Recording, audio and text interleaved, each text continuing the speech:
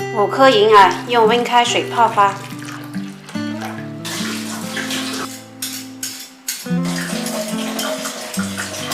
切好皮的山药切菱形块。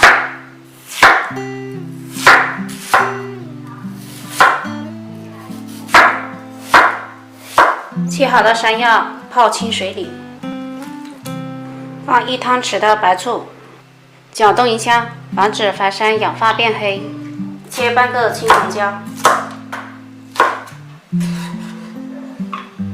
鸡芹斜刀切片，3个蒜切片，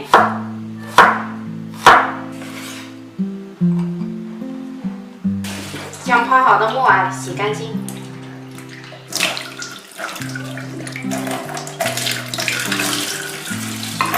将大朵的撕一下，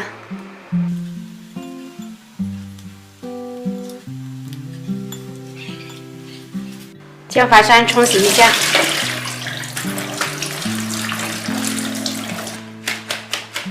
水开下入淮山焯水，再下入木耳、西芹，焯水1分钟，焯好关火捞出，过凉水。热锅放油，下入蒜片、炒姜、青红椒，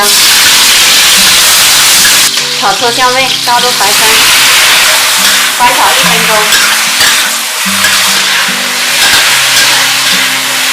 1分钟后放适量的盐，半茶匙鸡精，翻炒均匀，关火。这道木耳炒山药就做好了。这道菜属于清淡型，但山药跟西芹呢，营养价值都是非常好的。喜欢的朋友可以在家试一下。